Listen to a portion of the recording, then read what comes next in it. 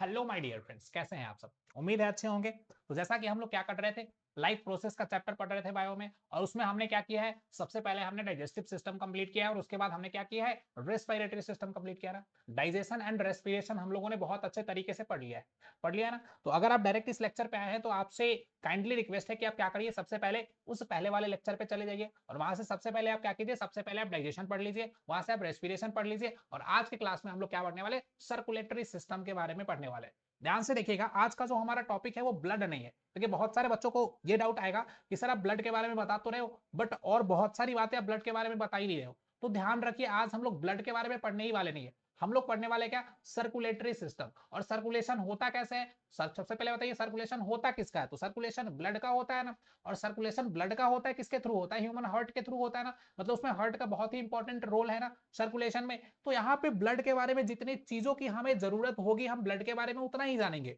ऐसा नहीं कि ब्लड के बारे में सब कुछ यही पढ़ेंगे, क्योंकि हम लोग ब्लड के बारे में तो पढ़ नहीं रहे ना, हम लोग पढ़ रहे क्या, सर्कुलेशन के बारे में। तो बहुत सारी बातें ब्लड के बारे में हम लोग ब्लड जब अलग से ब्लड टॉपिक पढ़ेंगे तो उसमें करेंगे, ठीक है। यहाँ हम लोग ब्लड के बारे में बस उतनी ही चीजों को जानेंगे जितना हमें जरूरत है। बाकी यहाँ हम लोग पढ़ने वाले हार्ट के बारे में और देखेंगे सर्कुलेशन कैसे कैसे होता है, ठीक है। तो आज हम लोग क्या पढ़ने वाले ये आपको समझ आ गया ना। हाँ, यही वाला हार्ट जो आप लोग के लिए, आप लोग के बीच में ज्यादा फेमस है ना। आप लोग के बीच में ज्यादा कौन सा हार्ट फेमस है, यही वाला ना। ये एक्चुअल में ऐसा पता नहीं क्या होता है, एक्चुअल में हर्ट तो ऐसा होता है ना। देखिए आपको दिख रहा है ना, ये हर्ट है ना। अब ध्यान से देखिए, ये हर्ट लोकेटेड कहाँ होता है। सबसे पहले हम लोग समझते हैं कि हर्ट लोकेटेड कहाँ होता है। तो ये हर्ट जो लोकेटेड होता है ना, देखिए ये हमारा लंग्स है ना दोनों। तो ये क्या है, लेफ्ट लंग्स के पास थोड़ा सा, लेफ्ट लंग के साइड क्या है, ये लोकेटेड है ना, टिल्टेड है थोड़ा सा लेफ्ट लंग के साइड ना। ऐसा बोलते हैं ना कि जो हमारा हर्ट होता है वो एग्जैक्ट सेंटर में नहीं होता, इस साइड होता है। वो देखिए लेफ्ट लंग के पास क्या है, थोड़ा सा लोकेटेड है, सेंटर में नहीं है ना। और ये छोटा सा, ये लंग, दोनों लंग्स के क्या होता है, बीच में ही होता है इस तरीके से, है ना। नीचे इसके क्या होता है, ये लीवर है, लीवर के ऊपर होता है। तो इस तरीके से कहाँ लोकेटेड होता है हमारा हार्ट, ये आपको समझ आया ना। चलिए ठीक है, अब आगे देखते हैं। अब देखिए ये ब्लड है ना, तो जो ब्लड होता है, ह्यूमन ब्लड जो होता है, उसके दो पार्ट होते हैं। एक तो उसका लिक्विड पार्ट होता है, दूसरा क्या होता है उसके जो कार्पसल्स वाले यानी पार्टिकल्स वाले पार्ट्स होते हैं। देखिए ऐसा नहीं, ब्लड लिक्विड जो हमें दिखता है वो एक्चुअल में लिक्विड नहीं होता है। लिक्विड तो होता है बट साथ में उसमें कुछ पार्टिकल्स भी प्रेजेंट होते हैं। तो देखिए ब्लड के बारे में थोड़ा सा समझते हैं कि देखिए ब्लड का जो कौन सा पार्ट होता है, जो ब्लड का लिक्विड वाला पार्ट होता है, एक्चुअल में उसको क्या बोलते हैं, प्लाज्मा बोलते हैं। जो ब्लड का लिक्विड वाला पार्ट होता है उसको क्या बोलते हैं, उसको हम लोग प्लाज्मा बोलते हैं। और उसके बाद देखिए जो ब्लड का कैप्सल्स वाला पार्ट होता है उसको हम क्या बोलते हैं। देखिए उसमें उसके भी कई पार्ट्स होते हैं। उसमें एक पार्ट होता है रेड ब्लड सेल्स या फिर रेड ब्लड कैप्सल्स बोलते हैं उसको। दूसरा white blood cells, WBC, white blood capsules भी बोलते हैं। और थर्ड क्या होता है, प्लेटलेट्स होता है, ठीक है। तो ये बेसिकली ब्लड के पार्ट हो गए। एक तो कौन सा, प्लाज्मा वाला वो पार्ट जो लिक्विड पार्ट होता है हमारे ब्लड का। दूसरा कौन सा, जो पार्टिकल्स वाला पार्ट होता है, उसमें क्या होता है, आरबीसी होता है, डब्ल्यूबीसी होता है और प्लेटलेट्स होता है ना, ठीक है। अब इसके बारे में डिटेल में हम लोग यहाँ बिल्कुल भी नहीं पढ़ने वाले हैं। इसके बारे में हम लोग कहाँ पढ़ेंगे डिटेल में, तो इसके बारे में हम लोग पढ़ेंगे जब हम लोग ब्लड चैप्टर पढ़ रहे होंगे ना, ब्लड टॉपिक पढ़ रहे होंगे स्पेशली। यहाँ हम लोग ब्लड नहीं पढ़ रहे हैं, हम यहाँ पढ़ने वाले हैं ब्लड का सर्कुलेशन कैसे होता है, ठीक है। अब देखिए ब्लड का काम क्या होता है, सोच के बताइए कि ब्लड का काम होता क्या है। तो देखिए अगर हमारे बॉडी में किसी भी सब्सटेंस को एक जगह से दूसरे जगह पहुंचाना है, ऐसे समझिए कि डाइजेस्टिव सिस्टम आप लोगों ने इससे पहले पढ़ा होगा, आई होप कि आपने पढ़ा होगा, ठीक है। तो देखिए अब डाइजेस्टेड फूड जो होता है उसको हमारे बॉडी के हर एक सेल तक पहुंचाने की जरूरत होती है ना। तो जब हर एक सेल तक पहुंचाने की जरूरत होती है तो हम क्या करते हैं, उसको जस्ट ब्लड में मिक्स कर देते हैं और ब्लड के साथ साथ वो क्या होता है, हमारे हर एक सेल तक पहुंच जाता है। क्योंकि ब्लड हमारे बॉडी के हर एक सेल में पहुंचना चाहिए ना। ब्लड की रिक्वायरमेंट कहाँ होती है, हमारे हर एक सेल तक होती है। तो ब्लड के साथ साथ वो डाइजेस्टेड फूड जो होता है वो हमारे बॉडी के हर एक सेल तक पहुंच जाता है, ठीक है। उसके बाद बताइए और इसका काम क्या होता है। तो डाइजेशन के बाद हमने पढ़ा था रेस्पिरेशन, और रेस्पिरेशन में क्या था, हमें ऑक्सीजन की रिक्वायरमेंट थी ना। रेस्पिरेशन में हमें ऑक्सीजन की रिक्वायरमेंट थी। तो जब रेस्पिरेशन हम लोग पढ़ रहे थे तो हमने पढ़ा था कि ऑक्सीजन क्या होता है, लंग्स के एल्वियोली में मिक्स होता है, एल्वियोली में स्टोर होता है और वहां से क्या करता है वो ब्लड के हीमोग्लोबिन में मिक्स हो जाता है और ब्लड के साथ साथ क्या होता है, हमारे बॉडी के हर एक सेल तक पहुंच जाता है। यानी अगर ऑक्सीजन को हमारे बॉडी के हर एक सेल तक पहुंचाना है तो क्या करना पड़ेगा, उसे भी ब्लड में मिला देना पड़ेगा। ब्लड के साथ साथ वो क्या करेगा, हर एक पार्ट में पहुंच जाएगा। तीसरा, अब देखिए जो कार्बन डाइऑक्साइड वहां पे फॉर्म होता है, जब ग्लूकोज का ब्रेकडाउन हो रहा था तो ग्लूकोज के ब्रेकडाउन होने से क्या बन रहा था, CO2 H2 और एटीपी के फॉर्म में एनर्जी बन रहा था ना। अब यहां से जो CO2 जो हमारे बॉडी के लिए बेकार है ना, यूजलेस है, तो इसको बॉडी से बाहर निकालना है तो फिर से इसको क्या किया जाता था, ब्लड में ही ये मिक्स होता था और फिर वापस से लंग्स में आके एक्सपिरेशन के थ्रू, एक्स आउट के थ्रू, यानी कौन सा, एक्सहेल के थ्रू क्या होता था, हमारे बॉडी से बाहर चला जाता था ना। ब्रीद इन और ब्रीद आउट, तो ब्रीद आउट के थ्रू क्या होता था, वो कार्बन डाइऑक्साइड हमारे शरीर से, हमारे बॉडी से बाहर चला जाता था ना। ये देखिए कार्बन डाइऑक्साइड हो गया ना। और क्या हो सकता है, तो देखिए अब हार्मोन्स, देखिए हार्मोन्स चैप्टर में हम लोग पढ़ेंगे कि हमारे बॉडी में बहुत सारे हार्मोन्स का सेक्रेशन होता है ना, अब उस हार्मोन्स को भी एक जगह से दूसरे जगह पहुंचाना है। देखिए हार्मोन्स भी दो टाइप के होते हैं ना, ग्लैंड्स दो टाइप के होते हैं, एक एक्सोक्राइन दूसरा एंडोक्राइन। अब इसके बारे में हम लोग ज्यादा अभी डिटेल में नहीं समझेंगे, समझिए कि हार्मोन्स को अगर एक प्लेस से दूसरे प्लेस पे पहुंचाना है तो यहाँ पे भी हम क्या करते हैं, उसको ब्लड में मिक्स कर देते हैं और ब्लड के साथ साथ वो हमारे बॉडी के हर एक पार्ट में पहुंच जाता है ना। ठीक है, देखिए थोड़ा सा स्पीड देखिए बहुत ज्यादा स्पीड नहीं है, थोड़ा सा आप कंसंट्रेट होके पढ़िए क्योंकि बहुत ज्यादा लेक्चर, बहुत बड़ा लेक्चर हो जाता है तो आप ही लोग बोलते हो कि सर लेक्चर छोटा रखिए, लेक्चर छोटा रखिए। देखिए लेक्चर छोटा रखने के लिए देखो बहुत सारी चीजों को स्किप तो नहीं कर सकते हैं ना, तो थोड़ा सा फास्ट फास्ट पढ़ने का ट्राई करते हैं, बट समझ में आपको सब कुछ आने वाला है, ऐसा कुछ भी नहीं होगा जो आपको समझ नहीं आएगा, थोड़ा सा कंसंट्रेट होके पढ़िए। ठीक है, तो देखिए तो बेसिकली हमको ये समझ आया कि ब्लड का काम क्या क्या है हमारे बॉडी में, इसके अलावा भी बहुत सारा ऐसा काम है जो हमारा ब्लड करता है। ठीक है, उसको हम लोग समझेंगे ब्लड टॉपिक जब पढ़ेंगे उसमें। अभी बेसिकली समझ में आया कि ब्लड का काम क्या क्या होता है, बेसिक चीजें तो समझ आई ना। तो चलिए अब ये ब्लड सर्कुलेट कैसे होता है हमारे बॉडी में। तो देखिए ब्लड को सर्कुलेट होने के लिए हमारे बॉडी में बहुत सारे क्या बने होते हैं, आर्टरीज एंड वेन्स बनी होती है। ये बॉडी जो आपको दिख रहा है ना, इसी तरीके से हमारे बॉडी में आर्टरीज एंड वेन्स का पूरा जाल बिछा रहता है इस तरीके से, और इसी में क्या होती है, इसी से होकर के सारी की सारी ब्लड फ्लो होती है हमारी बॉडी में, इसी तरीके से होती है ना। तो चलिए इसी के बारे में बेसिकली हमको पढ़ना है, तो समझिए यहां पे समझिए, एक मिनट यहां पे समझिए, यहां पे ये समझिए कि देखिए ये हमारा क्या है, हार्ट है ना। अगर आपने इससे पहले रेस्पिरेशन वाला वीडियो नहीं देखा है तो आपसे काइंडली रिक्वेस्ट है कि रेस्पिरेशन का वीडियो आप देख लीजिए पहले, उसके बाद इस वीडियो को देखिएगा, आपका कंसेप्ट बहुत ही अच्छे तरीके से क्लियर हो जाएगा क्योंकि यहाँ पे उसका यूज होने वाला है। ठीक है, अब देखिए यहाँ पे होता क्या है, ये हमारा हार्ट है ना, ये हार्ट दिख रहा है आपको, बिल्कुल दिख रहा है सर। तो देखिए यहाँ पे होता क्या है कि जब हमारे बॉडी में ब्लड, देखिए हमारे बॉडी में ब्लड सर्कुलेट हो रही है ना, तो ब्लड सर्कुलेट हो रही है और ब्लड में क्या करना है, ब्लड का बहुत सारा काम है ना। तो ब्लड का जब बहुत सारा काम है तो देखिए ब्लड का एक काम ये भी है कि ये क्या करती है, ऑक्सीजन को ले जाती है हमारे बॉडी में और कार्बन डाइऑक्साइड को बाहर लेके आती है ना। देखिए हमारे बॉडी के हर एक पार्ट में ब्लड को भेजने का मेन काम किसका है, ये मेन काम का जिम्मा कौन ले रखा है, ये मेन काम का जिम्मा हमारा हार्ट ले रखा है। बाकी आप लोग जैसा सोचते हो ना कि हार्ट ये करता है वो करता है, ऐसा कोई भी काम हार्ट नहीं करता है। ठीक है, ऐसा कोई भी काम हार्ट नहीं करता है जैसा आप लोग सोचते हो, फिजूल में हार्ट को बदनाम कर रखे हो, है ना। तो ऐसा कोई भी काम हार्ट नहीं करता है, हार्ट का मेन काम क्या है, ये ब्लड को पंप करता है ना, और वहां से ब्लड हमारे बॉडी में सर्कुलेट होती है, ये मेन काम है हार्ट का। ठीक है, तो अब देखो होगा क्या, तो ये हार्ट है ना, अब यहां से ब्लड जब सर्कुलेट होगी, देखो एक बार ऐसे समझो कि इस हार्ट का चार पार्ट होता है, इस हार्ट के चार चैम्बर होते हैं ना। अब इस चार चैम्बर का नेम हम लोग आगे रिमेंबर करेंगे, और रिमेंबर करेंगे ऐसा नहीं पढ़ेंगे, रिमेंबर कर लेंगे। ठीक है, तो देखो अब ये चार चैम्बर यहाँ पे होता है हार्ट का, होता है ना। अब देखो यहां से ऐसे समझो कि जो रेड वाला पार्ट दिख रहा है ना, बेसिकली इस रेड वाले पार्ट को हम क्या बोलते हैं, आर्टरीज बोलते हैं, रेड वाले पार्ट को आर्टरीज बोलते हैं, और ये जो ब्लैक ब्लैक वाला पार्ट आपको दिख रहा है इसको क्या बोलेंगे, लंग्स बोलेंगे। ऐसे समझिए कि जब हमारे बॉडी में ऑक्सीजन आती है तो वो ऑक्सीजन किसके थ्रू हमारे बॉडी में सर्कुलेट होगी, ब्लड के थ्रू सर्कुलेट होगी ना। तो देखिए हमारे बॉडी में ऑक्सीजन कहां से आती है, लंग्स में आती है ना सबसे पहले। अब लंग्स के पास से क्या होगा, देखो लंग्स के पास से जो ब्लड वेसल्स क्रॉस कर रही होगी उसी में डिफ्यूजन के प्रोसेस के थ्रू ऑक्सीजन क्या होगा, हमारे ब्लड में डिफ्यूज हो जाएगा ना। और जब ऑक्सीजन हमारे बॉडी में ब्लड में डिफ्यूज हो गया तो वहां से जो ब्लड क्या करेगी, उसको लेकर के आएगी, उसको क्या बोलेंगे हम, आर्टरीज। ऐसे समझ लो कि जिसमें क्या होती है, ऑक्सीजनेटेड ब्लड फ्लो करती है, उसी को हम आर्टरीज बोलते हैं। ऑक्सीजनेटेड ब्लड का मतलब क्या, देखो वैसे ब्लड जो बॉडी में पहुंचेगी, ऑक्सीजन ऑक्सीजन पहुंची तो उसको ले जाने के लिए जो ब्लड उसको खुद में मिक्स करके ले जाएगी अपने में, उस ब्लड को हम क्या बोलेंगे, उस ब्लड को बोलेंगे ऑक्सीजनेटेड ब्लड। और वो ब्लड जिस भी पाथ के थ्रू क्या होती है हमारे बॉडी में पहुंचती है उसको क्या बोलते हैं, उसको बोलते हैं हम आर्टरीज। ठीक है, अब दूसरा, जब ग्लूकोज का ब्रेकडाउन हो जाता है, जब कार्बन डाइऑक्साइड का फॉर्मेशन हो जाता है, तो कार्बन डाइऑक्साइड के फॉर्मेशन के बाद जो कार्बन डाइऑक्साइड हमारे ब्लड में मिक्स हो जाती है, तो मिक्स होते ही उस ब्लड को क्या बोलेंगे, उस ब्लड को बोलेंगे हम लोग डीऑक्सीजनेटेड ब्लड। ठीक है, उस ब्लड को क्या बोलेंगे, डीऑक्सीजनेटेड ब्लड बोलेंगे। और ये जिस ट्यूब के थ्रू हमारे बॉडी में सर्कुलेट होती है, बेसिकली उसी को हम क्या बोलते हैं, वेन्स बोलते हैं। तो नॉर्मली हम ऐसा बोल सकते हैं ना कि आर्टरीज में क्या होती है, आर्टरीज में ऑक्सीजनेटेड ब्लड फ्लो होती है, और वेंस में क्या होती है, तो वेंस में डीऑक्सीजनेटेड ब्लड फ्लो होती है। ये बात भी आपको समझ आई। ठीक, अब देखिए ये होता कैसे है, तो यहां से समझिए कि यहां पे लंग्स है, लंग्स में क्या हुआ, ब्लड में ऑक्सीजन को मिक्स किया गया। अब ये मिक्स कैसे हुआ, है ना, एल्वियोली से कैसे हमारे हीमोग्लोबिन तक पहुंचा। अगर ये आपको समझना है तो इसके लिए आप क्या कर सकते हो, इसके लिए आप रेस्पिरेशन का चैप्टर देख सकते हो ना। क्यों, सबसे पहले रेस्पिरेशन पढ़ेंगे, क्योंकि इससे पहले हम लोगों ने रेस्पिरेशन चैप्टर पढ़ रखा है और वहां हमने बहुत अच्छे से इस चीज को समझ लिया है, ठीक है। अब देखिए यहां से ये आर्टरीज के थ्रू क्या होगी, यहां पे आएगी और ये हमारे हार्ट में एंटर करेगी, ठीक है। अब हमारा हार्ट क्या करेगा, यहां से इसको पंप करेगा और जब पंप करेगा तो क्या होगा, यहां से ये निकलेगी और बेसिकली देखो अब हमारे बॉडी के अपर पार्ट में भी जाएगी और हमारे बॉडी के लोअर पार्ट के हर एक ऑर्गन तक ये ब्लड पहुंचेगी, ठीक है। अब हर एक ऑर्गन तक जब ये ब्लड पहुंचेगी, वहां पे क्या होगा, जब पहुंचेगी तो वहां पे सब सारे ऑर्गन्स में क्या होना है, फिर से ग्लूकोज का ब्रेकडाउन होना है और ग्लूकोज का ब्रेकडाउन होना है तो वहां पे क्या होगा, CO2 का फॉर्मेशन होगा। अब फिर से ये CO2 क्या होगी, फिर से ये CO2 हमारे ब्लड में मिक्स होगी और वेन्स के थ्रू, अब ये डीऑक्सीजनेटेड ब्लड हो गई ना, तो अब वेन्स के थ्रू क्या होगी, इस तरीके से वापस आएगी एक बार क्या, हाँ हार्ट में आएगी ना।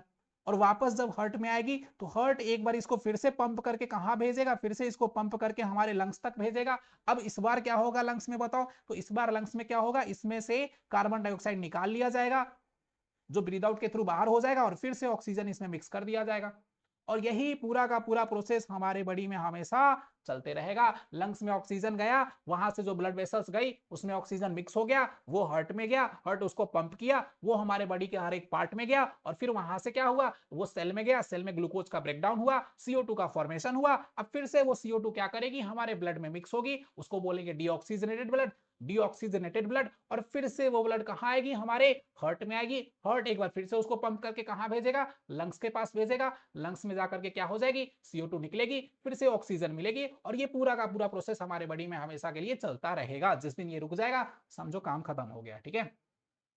तो देखो बेसिक बेसिक सी बात समझ आई कि कैसे कैसे हमारे बॉडी में ब्लड का सर्कुलेशन होता है। बेसिक बेसिक सा बात समझ आया ना कि कैसे होता है, एक आइडिया मिला ना। चलो और डिटेल में पढ़ते हैं।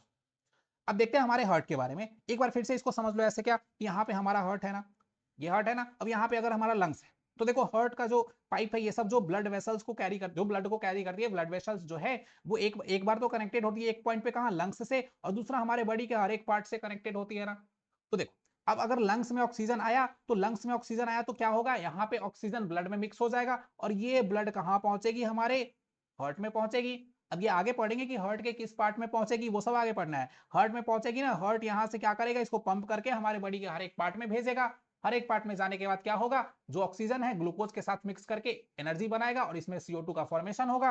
CO2 का फॉर्मेशन होगा तो वो CO2 फिर से क्या करेगी, हमारे बॉडी के ब्लड में मिल जाएगी और वो ब्लड फिर से वापस कहाँ आएगी, हमारे हार्ट में आएगी और हार्ट फिर से पंप करके उसको लंग्स के पास भेज देगा। और जब लंग्स के पास भेज देगा तो लंग्स में से ऑक्सीजन, यहाँ से ऑक्सीजन ब्लड में से निकल जाएगा, ऑक्सीजन फिर से CO2 निकल जाएगा और ऑक्सीजन फिर से इसमें मिक्स हो जाएगा ना।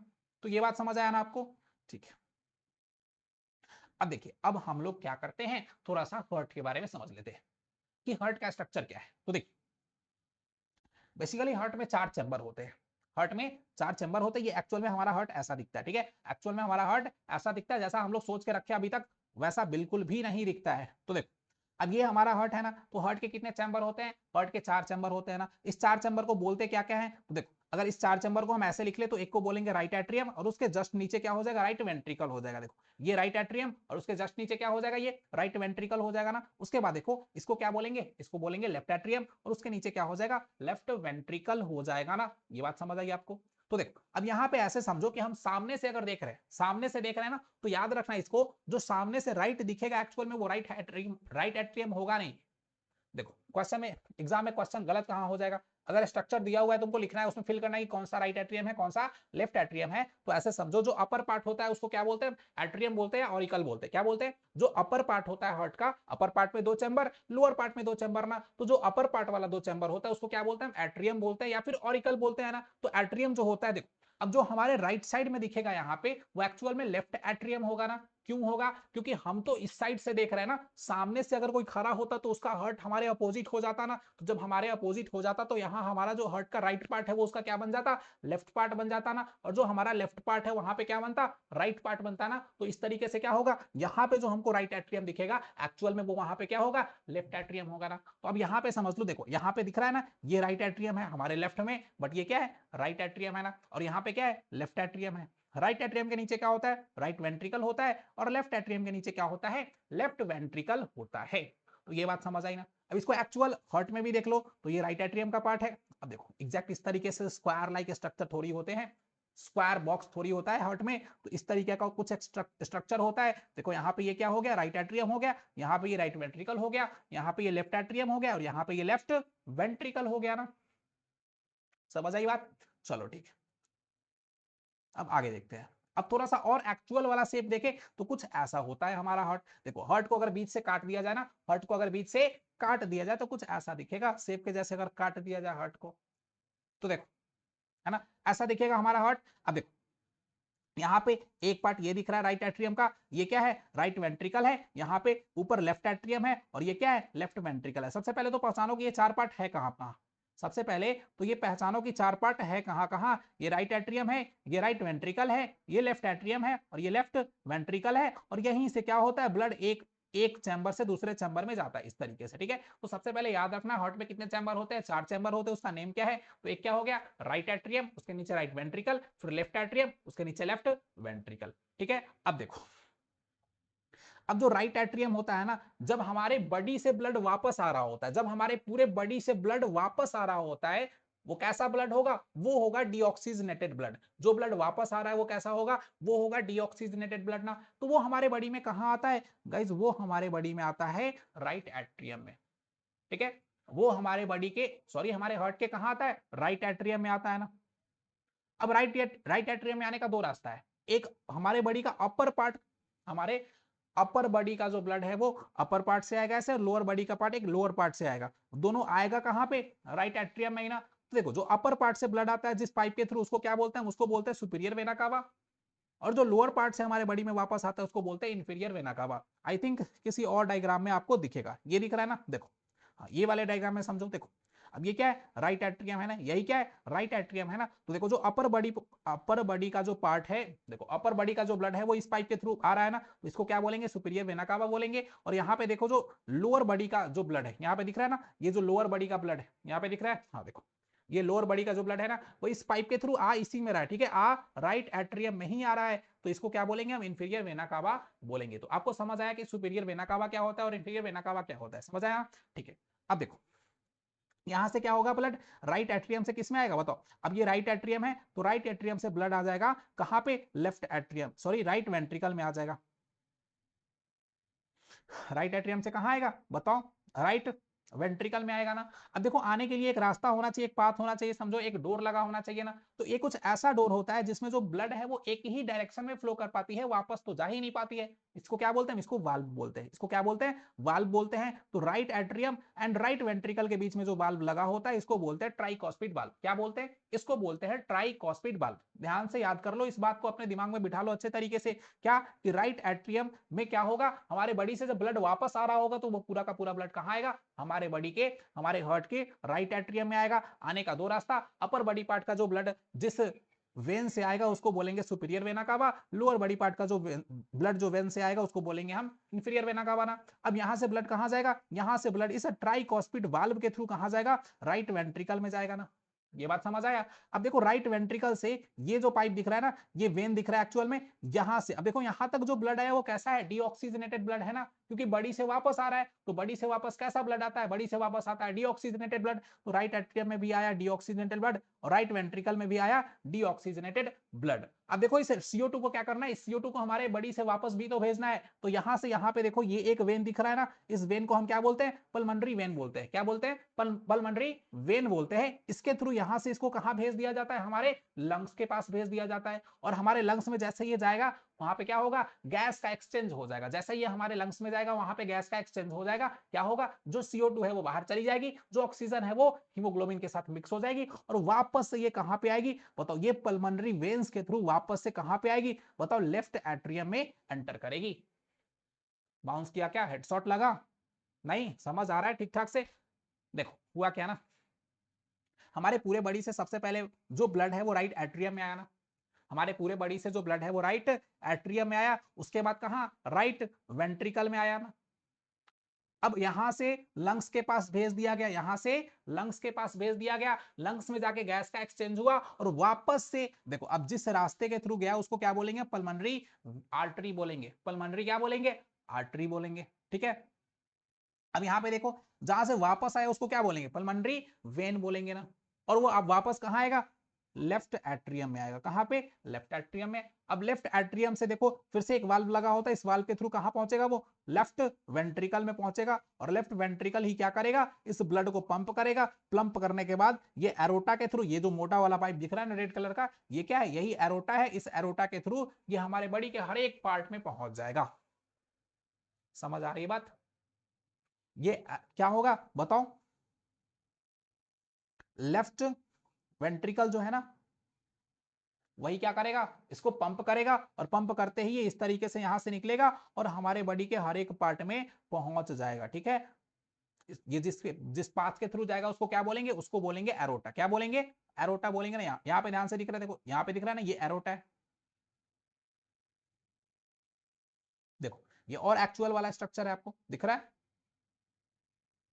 देखो अब होता क्या है ना, यहां से देखो इस एरोटा के थ्रू क्या हुआ, देखो हर्ट में समझ आया कैसे कैसे सर्कुलेशन होता है? हर्ट में समझ आया ना? ठीक है, अगर नहीं समझ आया तो एक बार थोड़ा सा वीडियो को पीछे करो, फिर से देखो, है ना? अब देखो आगे समझते हैं इसके बाद। आर्टरीज क्या होती है, वेंस क्या होती है, मैंने आपको पहले ही बता रखा है ना। अब देखो यहां से एरोटा के थ्रू क्या होगा, जब ये बाहर निकलेगी, एरोटा के थ्रू ये बाहर निकलेगी ना, तो अब होगा क्या? देखो अब इतना बड़ा मोटा मोटा जो पाइप दिख रहा है, pipe like structure, tube like structure, ये हमारे सेल से कनेक्टेड तो होगा नहीं, और हमारे ब्लड को क्या चाहिए? सेल तक पहुंचना है ना। तो ये एरोटा क्या होगी? धीरे धीरे आगे जाके कैपिलरीज में डिवाइड हो जाएगी। ये एरोटा बहुत पतली पतली कैपिलरीज में डिवाइड हो जाएगी, और ये कैपिलरीज कनेक्टेड होती है हमारे सेल से। ये कैपिलरीज कनेक्टेड होती है हमारे बॉडी के सेल से ना, और यहां से ब्लड हमारे बॉडी के सेल तक पहुंच जाएगा। और फिर से जब सेल में, अब देखो ये हमारे सेल से कनेक्टेड है ना, तो सेल से कनेक्टेड है, यहीं पे क्या होगा? ग्लूकोज का ब्रेकडाउन होगा ना, यहीं पे क्या होगा? ग्लूकोज का ब्रेकडाउन होगा ना। और जब ग्लूकोज का ब्रेकडाउन होगा तो क्या मिलेगी? CO2 निकलेगी ना। अब यही CO2 फिर से कैपिलरीज में ही मिक्स होगी, क्योंकि वहां पे सेल से कनेक्टेड कौन है? कैपिलरीज ही ना।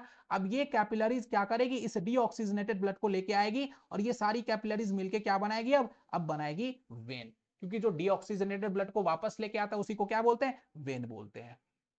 समझ आ रही है बात? देखो एरोटा निकला ना, एरोटा बेसिकली आर्टरी का एक पार्ट है ना, मोटा वाला सबसे पाइप को क्या बोलेंगे? एरोटा बोलेंगे। अब देखो ये आर्टरी ही क्या है? ऑक्सीजनेटेड ब्लड को कैरी करती है ना, हमारे ब्लड हमारे बॉडी तक पहुंचाती है। अब ये आगे जाके कैपिलरीज में कन्वर्ट हो जाती है, और ये कैपिलरी सेल से कनेक्टेड होती है, ब्लड सेल को मिल जाता है। सेल क्या करता है? सेल में क्या होता है? ग्लूकोज का ब्रेकडाउन होता है, वहां पे कार्बन डाइऑक्साइड बनता है, उस कार्बन डाइऑक्साइड को फिर से इस कैपिलरीज के थ्रू ही क्या करता है? वेन्स में लेके आया जाता है। और ये वेन्स क्या करेगी बताओ? ये वेन्स क्या करेगी? राइट एट्रियम में उस ब्लड को वापस लेके आएगी दो रास्ते से। कौन सा रास्ता? एक सुपीरियर वेना कावा, देखो एक सुपीरियर वेना कावा यहाँ पे ये दिख रहा है, और दूसरा इंफीरियर वेना कावा नीचे आपको ये दिख रहा है, नहीं दिख रहा है? देखो ये इंफीरियर वेना कावा हो गया ना, और ऊपर क्या? ये ऊपर हो गया ये सुपीरियर वेना कावा। ठीक है, अब फिर से वही प्रोसेस, यहां से ब्लड इसमें जाएगा, ये फिर क्या करेगा? इसको लंग्स के पास भेजेगा, लंग्स से फिर यहां पे आएगा, किसमें? लेफ्ट एट्रियम में आएगा, लेफ्ट एट्रियम फिर से इसको क्या करेगा? लेफ्ट वेंट्रिकल में भेजेगा, फिर से ये पंप करेगा एरोटा के थ्रू, फिर से ये आर्टरीज में जाएगा, आर्टरीज फिर से क्या होगी? कैपिलरीज में कन्वर्ट होगी, फिर सेल तक ब्लड पहुंचेगा, फिर क्या होगा? यही प्रोसेस बार बार चलते रहेगा। जिस दिन ये प्रोसेस बंद हो गया, समझो काम खत्म हो गया, है ना? तो देखो इस तरीके से समझ आया ना कि कैसे कैसे हमारे ब्लड बॉडी में क्या होता है? ब्लड का सर्कुलेशन होता है। हम लोग ब्लड चैप्टर तो बिल्कुल भी नहीं पढ़ रहे, हम लोग पढ़ रहे क्या? ब्लड का सर्कुलेशन। तो सर्कुलेशन आई होप कि आपको समझ आया होगा। देखो ध्यान से, यहाँ पे क्या होता है? सबसे पहले लंग्स, लंग्स से कहां जाता है ब्लड? तो बताओ, पल्मोनरी वेन्स के थ्रू। पल्मोनरी वेन्स के थ्रू कहां पहुंचता है? लेफ्ट एट्रियम में पहुंचता है ना? उसके बाद देखो लेफ्ट एट्रियम के बाद क्या होता है बताओ? लेफ्ट वेंट्रिकल में पहुंचता है, और लेफ्ट वेंट्रिकल में ही क्या होता है? ब्लड को पंप कर दिया जाता है, यहां से ये एरोटा के थ्रू होते हुए बॉडी के टिश्यू तक पहुंचता है, फिर ये कैपिलरीज में कन्वर्ट हो जाता है, और फिर से क्या होता है? यहाँ पे CO2 बनता है, ये CO2 फिर से कैपिलरीज के थ्रू कहां जाता है? वेना कावा में जाता है, वेना कावा नहीं वेन्स में चला जाता है, और ये वेना कावा फिर से उसको क्या करता है? राइट एट्रियम में लेके जाता है, राइट एट्रियम से ये राइट वेंट्रिकल में जाएगा, और राइट वेंट्रिकल फिर से इसको क्या करेगा? पल्मोनरी आर्टरीज के थ्रू, आर्टरीज के थ्रू क्या करेगा? लंग्स तक भेजेगा। अब देखो यहाँ पे दो टाइप के क्वेश्चन बनते हैं, दो एक्सेप्शन है, वो एक्सेप्शन को समझ लो क्या? तो वो एक्सेप्शन ये है ना, यहाँ पे समझ लो, यहीं पे समझ लो ना, यहीं पे ध्यान से देखो, ध्यान रखना कि ऐसे समझो कि आर्टरीज में क्या होता है बताओ? आर्टरीज में बेसिकली ऑक्सीजनेटेड ब्लड फ्लो होता है ना, और इसी ऑक्सीजनेटेड ब्लड को क्या बोलते हैं? प्योर ब्लड बोलते हैं। इसी ऑक्सीजनेटेड ब्लड को क्या बोलेंगे? प्योर ब्लड बोलते हैं ना। तो देख अब यहाँ पे जो पल्मोनरी वेन्स है, सॉरी पल्मोनरी आर्टरीज है, अब आर्टरीज में ध्यान से देखो तो यहाँ कौन सा ब्लड फ्लो हो रहा है? यहाँ पे डीऑक्सीजनेटेड ब्लड फ्लो हो रहा है ना। ये पल्मोनरी वेन्स कहाँ पे है? तो ऐसे देख लो, यहाँ पे एक मिनट देखो, ये पल्मोनरी आर्टरीज यहाँ पे है ना, देखो जो क्या करती है बताओ? ये राइट एट्रियम है और ये राइट वेंट्रिकल है ना, तो राइट वेंट्रिकल से ब्लड को कहां लेके जाती है बताओ? क्योंकि यहाँ पे देखो बेसिकली ऐसे समझो कि जो आर्टरीज होती है ना वेन्स के कंपैरिजन में क्या होती है, थोड़ी स्ट्रांग होती है ना। जो स्ट्रांग वाला पाइप दिख रहा है ना, स्ट्रांग वाला जो हमें क्या दिख रहा है, ये ट्यूब लाइक स्ट्रक्चर दिख रहा है, उसको आर्टरीज बोलते हैं ना। अब यहाँ पे ब्लड को पंप करने की जरूरत होती है, यहाँ पे ब्लड को पंप करने की जरूरत होती है, क्योंकि यहाँ से ब्लड को कहाँ भेजना है, लंग्स में भेजना है। लंग्स हमारे ऊपर होता है ना, बॉडी के अपर पार्ट में होता है, तो पंप करेंगे तभी क्या होगा, ब्लड यहाँ से हमारे अपर पार्ट, बॉडी के अपर पार्ट में नहीं लंग्स तक पहुंचेगा ना। तो यहाँ पे जब पंप करने का काम होता है तो ये थोड़ा सा स्ट्रॉन्ग दिया जाता है, और स्ट्रॉन्ग वाले पार्ट को हम क्या बोलते हैं, आर्टरीज बोलते हैं। बट आर्टरीज, ये आर्टरीज तो है, बट इसमें कैसा ब्लड फ्लो हो रहा है बताओ। यहां तक तो ब्लड क्या था, डीऑक्सीजनेटेड ही था ना, क्योंकि ये लंग्स में जाएगा तभी क्या होगा, गैस का एक्सचेंज होगा। ये लंग्स में जाएगा तभी क्या होगा, गैस का एक्सचेंज होगा ना। समझ आई बात। तो देखो अब यहां से ये चला जाता है लंग्स में, बट ये पल्मोनरी आर्टरीज है। आर्टरी में बेसिकली प्योर ब्लड यानी ऑक्सीजनेटेड ब्लड फ्लो होता है, बट इसमें कौन सा ब्लड फ्लो हो रहा है, डीऑक्सीजनेटेड ब्लड फ्लो हो रहा है ना। तो ये एक एक्सेप्शन बना, क्वेश्चन पूछे कौन सा ऐसा आर्टरी है जिसमें क्या होता है, डीऑक्सीजनेटेड ब्लड या इम्प्योर ब्लड फ्लो होता है, तो नाम याद रखना पल्मोनरी आर्टरी होता है। ठीक है, उसके बाद देखो जब ये लंग्स में पहुंचेगा, तो जब ये सपोज करो यहाँ पे लंग्स है ना, तो जब ये लंग्स में पहुंचेगा तो लंग्स से जब वापस आएगा, तो बताओ वहां से वापस आएगा तो देखो वापस आने में, ऊपर से नीचे आने में कोई प्रेशर झेलना पड़ता है नहीं ना। जब कोई प्रेशर नहीं झेलना पड़ता तो यहाँ पे जो स्ट्रॉन्ग ट्यूब नहीं बनता, यहाँ पे क्या बनता है, वीक ट्यूब बनता है, और वीक ट्यूब को हम क्या बोलते हैं, वेंस बोलते हैं ना। बट देखो ये वीक ट्यूब तो है, वीक ट्यूब है, बट इसमें कैसा ब्लड फ्लो हो रहा है बताओ, ऑक्सीजनेटेड ब्लड फ्लो हो रहा है ना, क्योंकि यहाँ पे ऑक्सीजन मिल गया, कार्बन डाइऑक्साइड बाहर चला गया, तो ऑक्सीजनेटेड ब्लड फ्लो हो रहा है। बट क्या है, वीक ट्यूब है, इसको क्या बोलेंगे, वेंस बोलेंगे। तो इसी को क्या बोलते हैं, पल्मोनरी वेंस बोलते हैं। तो बेसिकली सारे वेंस में, हमारे बॉडी में जितने भी वेंस है, सारे वेंस में क्या होते हैं बताओ, सारे के सारे वेंस में डीऑक्सीजनेटेड ब्लड फ्लो हो रहे थे ना। एक ही तो ऐसा वेन है जिसमें क्या हुआ बताओ, ऑक्सीजनेटेड ब्लड फ्लो होगा ना। तो दोनों क्या बन गया, एक्सेप्शन बन गया ना। क्वेश्चन पूछेगा बार बार कि बताओ कौन सा ऐसा आर्टरी है जिसमें क्या होता है, डीऑक्सीजनेटेड ब्लड फ्लो होता है, तो बोलना पल्मोनरी वेन। अब किसको किससे कनेक्ट करता है ये सब दिमाग में आ गया होगा। और दूसरा कौन सा ऐसा बताओ वेन्स है जिसमें प्योर ब्लड फ्लो होता है, तो pulmonary artery, sorry pulmonary veins. समझ आया, कंफ्यूज हो गया हो क्या, देखो यहाँ पे देखो ये पल्मोनरी आर्टरी है, बट इसमें क्या फ्लो हो रहा है, डीऑक्सीजनेटेड ब्लड फ्लो हो रहा है ना। ये पल्मोनरी वेन्स है, बट इसमें ऑक्सीजनेटेड ब्लड फ्लो हो रहा है ना। ये दो एक्सेप्शन है, इससे क्वेश्चन पूछे जाते हैं बार बार। तो आई होप कि समझ आया होगा ये सारी चीजें। सर्कुलेशन कैसे कैसे होता है, हार्ट का डायग्राम क्या होता है। देखो अब हार्ट में एक बात याद रखना, ये जो बीच वाला पार्ट होता है जो हमारे हार्ट को दो पार्ट में डिवाइड करता है ना, देखो ये पार्ट ना, ये पार्ट हमारे हार्ट को दो पार्ट में डिवाइड करता है, इसको क्या बोलते हैं, सेप्टम बोलते हैं। क्या बोलते हैं, सेप्टम बोलते हैं। तो आई होप कि आपको सब कुछ समझ आया होगा। अब देखो करना क्या है ना, देखो अब जैसे इस लेक्चर में देखोगे, लेक्चर के कमेंट बॉक्स में जाना है, कमेंट बॉक्स में आपको एक पीडीएफ का लिंक पिन मिलेगा, या फिर आपको एक क्या होगा, टेलीग्राम चैनल का लिंक मिलेगा, सॉरी। अब उस टेलीग्राम चैनल में जाके क्या करना है, देखो अब यहाँ पे बहुत ही अच्छे तरीके से और बहुत ही सिंपल लैंग्वेज में एक एक चीज स्टेप बाय स्टेप जो भी मैंने आपको समझाया, वो सारी चीजें स्टेप बाय स्टेप आपको लिखा हुआ मिलेगा। बहुत अच्छे तरीके से ये पीपीटी आप लोगों के लिए बनवाया गया है। तो आप लोग क्या कर सकते हो, अगर आपको चाहिए कि देखो व्हाट इज सर्कुलेटरी सिस्टम, अगर आपको डेफिनेशन चाहिए, समझ तो आ गया सब कुछ। अब अगर आपको पता है कि डेफिनेशन कैसे लिखना है, तो देखो यहाँ पे लिखा हुआ है व्हाट इज सर्कुलेटरी सिस्टम, इसका पूरा डेफिनेशन यहाँ पे लिखा हुआ है। ठीक है, अब देखो जो भी क्वेश्चंस बन सकते हैं वो सारे क्वेश्चंस यहाँ पे गिवन है ना, और उसका आंसर भी गिवन है बहुत अच्छे तरीके से। तो आप लोग अगर इसको पढ़ना चाहते हैं तो उस टेलीग्राम ग्रुप में जाइए, वहां से इसको डाउनलोड कीजिए, डाउनलोड करके आराम से बैठ के स्टेप बाय स्टेप देखो, बहुत ही इजी लैंग्वेज में और स्टेप बाय स्टेप ये आपको गिवन मिलेगा।